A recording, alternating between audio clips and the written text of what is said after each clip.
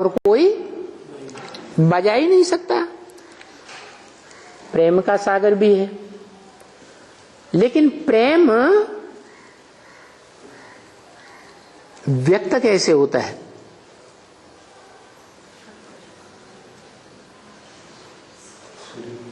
शरीर की इंद्रियों के द्वारा प्रेम व्यक्त होता है, या शरीर न हो, शरीर की इंद्रियां भी न हो,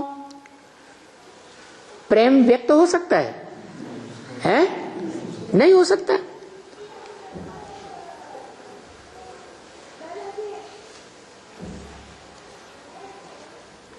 कोई के सामने व्यक्त नहीं हो सकता है?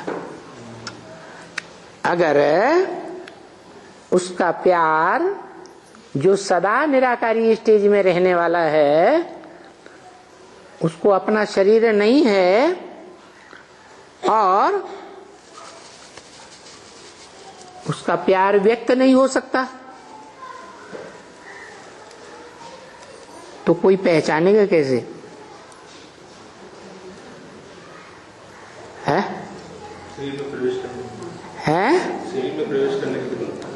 जिसमें प्रवेश करेगा वो पहचानेगा, अनुभव कर सकता है। दूसरे कैसे पहचानेंगे? हैं? ज्ञान के आधार पर। कौन सा ज्ञान? किसका ज्ञान?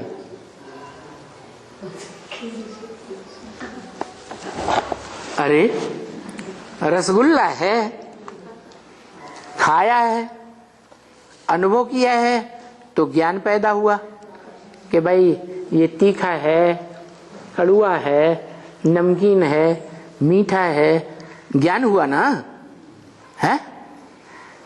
तो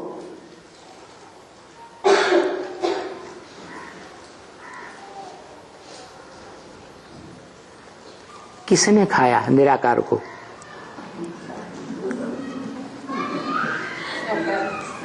साकार ने खाया। यही तो पूछा कि किसको पता लगता है कि वो क्या है, कैसा है, क्या देता है? याद देता है। याद तो उस चीज की आती है जिसको यूज किया हो। रसगुल्ला खाया होगा तो याद आएगा, ये माल हमने जो इंडिया में खाया था,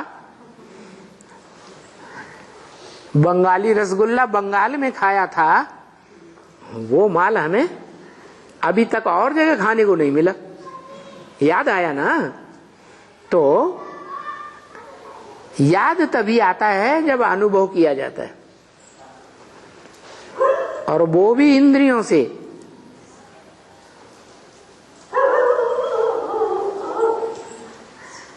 और इंद्रियां देह में होती हैं, इंद्रियां देह में होती हैं। 5 ज्ञानेंद्रियां,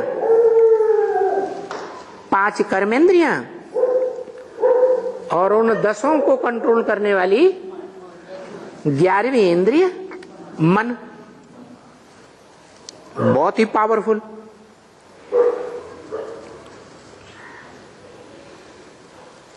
वो कर्मेंद्रिय की तरह या ज्ञानेंद्रिय की तरह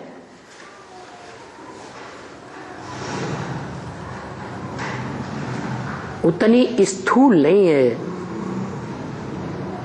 कैसी है? अति सूक्ष्म है। तो बड़ी पावरफुल है। लेकिन दुर्गुण क्या है? चंचल है। तो वो चंचलता सदैव है या कभी है कभी नहीं है? हैं? चंचलता सदैव है ये कभी है कभी नहीं है, हैं? कभी कभी है। जहां है उसे कहते हैं द्वैतवादी द्वापर युग, कलह युग। क्या?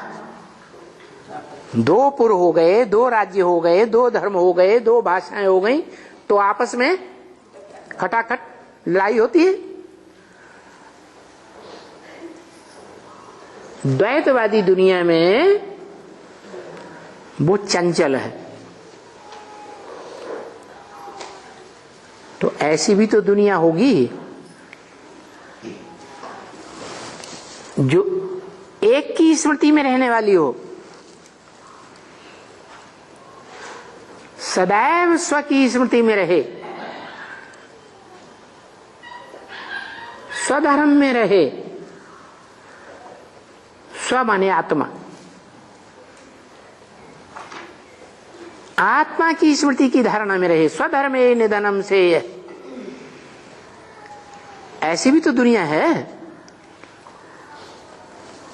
एक की याद, एक के नियंत्रण में रहे, वो है आत्मा। कैसी आत्मा? जिसमें मन है या नहीं है? हैं? है लेकिन चंचल नहीं। हाँ, मन एकाग्र है, मन एकाग्र है, एक के अग्र। एकाग्र माने एक के सामने है। वो एक कौन है? सतयुग त्रेता में देवताओं का मन एकाग्र है या नहीं है? एकाग्र है। वहां एकाग्रता तो है, लेकिन किस एक के अग्र है? शिव के अग्र है? शिव के अग्र नहीं है, लेकिन जो शिव समान ज्योति बिंदु बने हैं सदा काल के लिए जीवन में, कैसे बने हैं? जैसे शिव ज्योति बिंदु, कोई संकल्प नहीं, नो संकल्प एट ऑल। क्या? इस दुनिया में आता है, इस दुनिया में कितना भी हड़कंप होता रहे, जिस तन में मुकर्रर रूप से आता है उसमें कोई हड़कंप, बेचैनी नहीं होती। तो ऐसी निराकारी स्टेज जिसमें द्वैतवादी दो दो संकल्प ही नहीं आते, नहीं तो एक एक मनुष्य आत्मा के अंदर एक ही दिन में तो छोड़ो, एक मिनट के अंदर कितने संकल्प प्रवेश कर जाते।